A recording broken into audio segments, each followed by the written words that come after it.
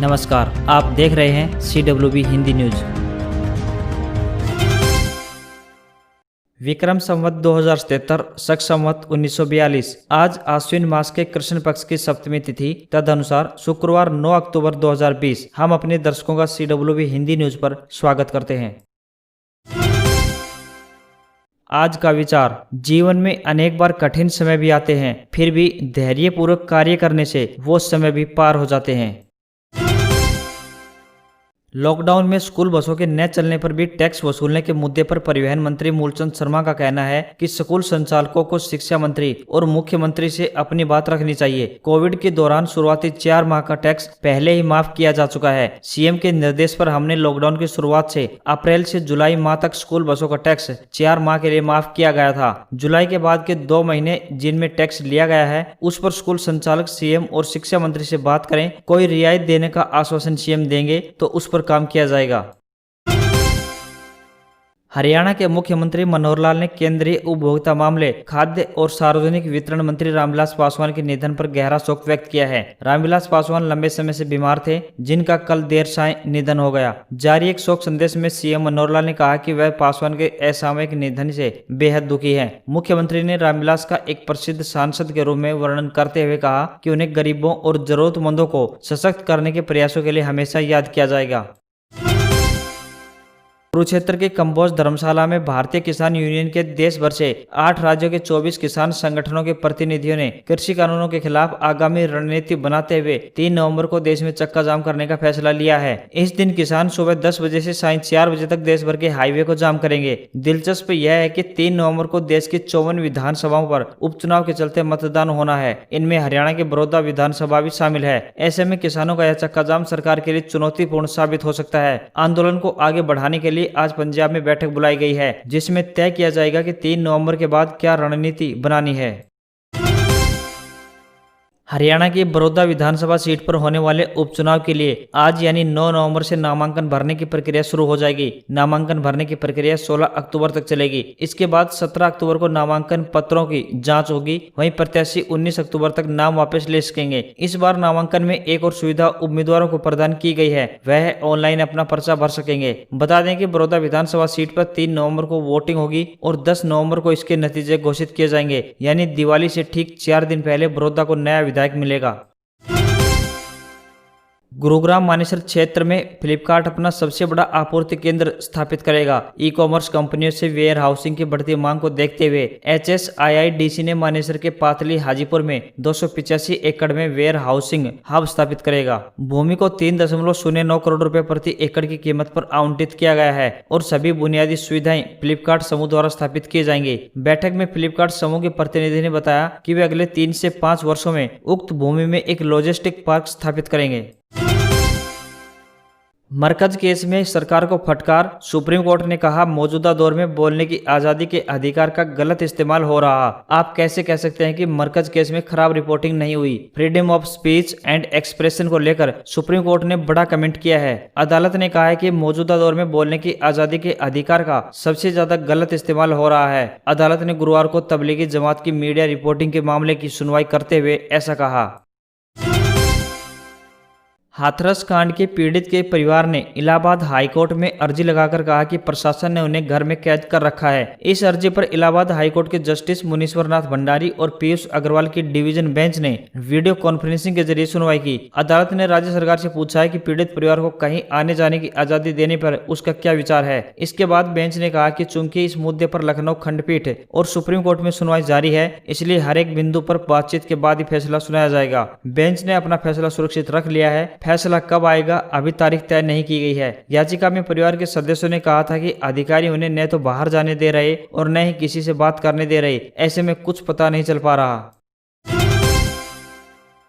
Indian air force day की 88वीं parade गुरुवार को उत्तर प्रदेश के गाजियाबाद स्थित हिंडन एयरबेस पर हुई। इसमें पहली बार राफेल जेट भी शामिल हुआ। राफेल ने हॉकी के मैदान से भी छोटे रेडियस में टर्न कर 8 की सेव बनाई। सेरेमनी में चीफ ऑफ डिफेंस स्टाफ यानी CDS general Bipin Rawat, army chief general Manoj Mukund Naravane, chief of naval staff admiral Karambir Singh और air force chief air chief marshal RKS Bhadauria मौजूद रहे। इस बार परेड में कुल 56 एयरक्राफ्ट ने हिस्सा लिया। फ्लाइट पास्ट में राफेल के अलावा लाइट कॉम्बैट कॉम्पैक्ट एयरक्राफ्ट तेजस, जगुआर, मिग-29, मिग-21, सुखोई 30 भी शामिल हुए।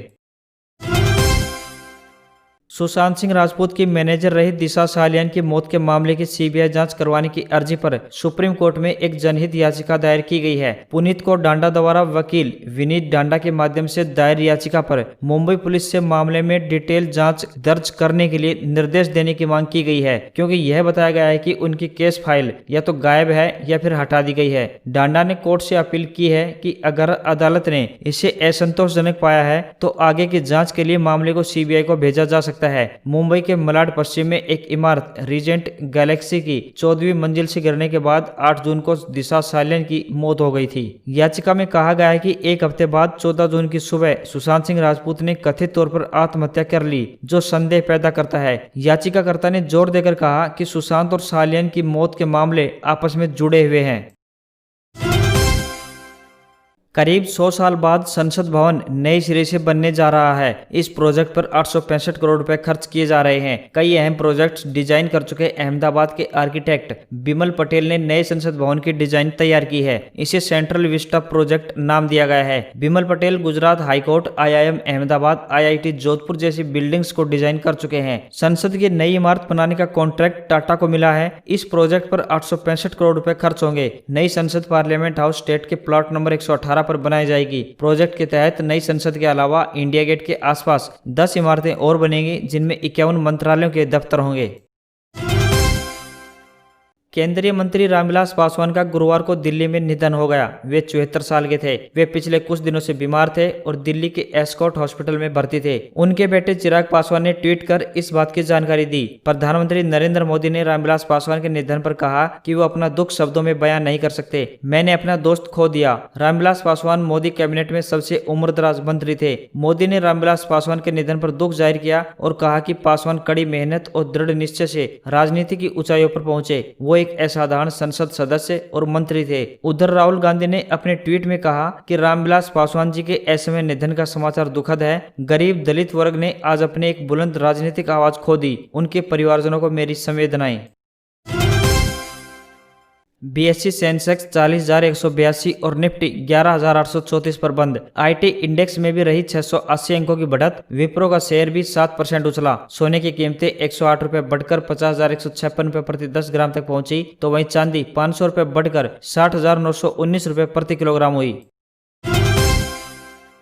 फोर्ब्स इंडिया की लिस्ट हुई जारी। इस बार 9 नए चेहरे। कोरोना वैक्सीन पर काम कर रहे सीरम इंस्टीट्यूट के साइरस पूनावाला पहली बार देश के 10 टॉप 10 अमीरों में शामिल। मुकेश अंबानी लगातार 13वें साल टॉप पर, तो वहीं Naukri.com की patent company Info Edge India limited के फाउंडर संजीव बिखचंदानी समेत देश के 9 कारोबारी पहली बार देश के टॉप 100 अमीरों में शामिल हुए हैं। संजीव की नेट वेल्थ $2.1 बिलियन आंकी गई है और वे इस लिस्ट में 68वें पायदान पर हैं।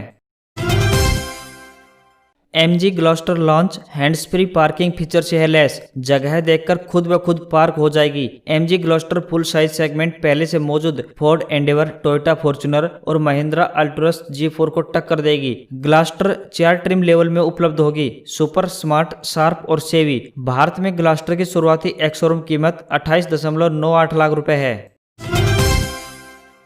SSC 2020 updates. Junior engineer, stenographer समेत अन्य परीक्षाओं की तारीखों में फिर हुआ बदलाव। बिहार चुनाव के मद्देनजर आयोग ने तारीख बदली। स्टाफ सिलेक्शन कमीशन यानी SSC ने अक्टूबर, नवंबर और जनवरी में होने वाली विभिन्न परीक्षाओं की तारीखों में एक बार फिर से बदलाव किया है। इस बारे में आयोग ने नोटिफिकेशन जारी कर इस बात की जानकारी दी है।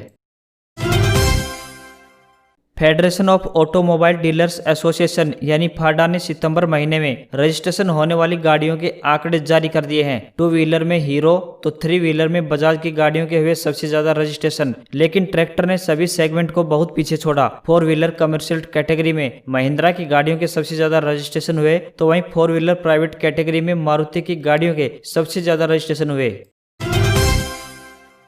IPL के 13वें सीजन के 22वें मैच में सनराइजर्स हैदराबाद ने किंग्स 11 पंजाब को 69 रन से हरा दिया। IPL में पंजाब के खिलाफ हैदराबाद की यह सबसे बड़ी जीत है। इससे पहले 2019 में हैदराबाद ने पंजाब को 45 रन से हराया था। दुबई में खेले गए मुकाबले में हैदराबाद ने टॉस जीतकर पहले बल्लेबाजी करते हुए 202 रन का टारगेट दिया। जवाब में पंजाब की टीम 16.5 ओवर में 132 रन पर ऑल आउट हो गई। और अब बात आज के इतिहास की। शाहजहां और मुमताज महल यानी नूरजहां का सबसे छोटा पुत्र मुराद बख्श का जन्म 9 अक्टूबर 1624 को हुआ। स्कॉटिश वैज्ञानिक अलेक्जेंडर ग्राहम बेल और उनके सहयोगी थॉमस वाटसन ने 9 अक्टूबर 1876 को पहली बार लंबे समय तक टेलीफोन पर बातचीत की। दोनों के बीच 2 मील की दूरी थी। इसके बाद 1947 में चलती हुई कार और प्लेन में बैठे 2 लोगों ने बातचीत की थी। प्रसिद्ध भारतीय सरोदवादक उस्ताद अमजद अली खान का जन्म 9 अक्टूबर 1945 में हुआ। पंजाब के स्वतंत्रता सेनानी सैफुद्दीन किचलू का निधन 9 अक्टूबर 1988 में हुआ। गूगल ने यूट्यूब के अधिग्रहण की घोषणा 9 अक्टूबर 2006 में की। भारतीय हिंदी सिनेमा के प्रसिद्ध संगीतकार तथा गायक रविंद्र जैन का निधन 9 अक्टूबर सन 2015 में आज ही के दिन हुआ।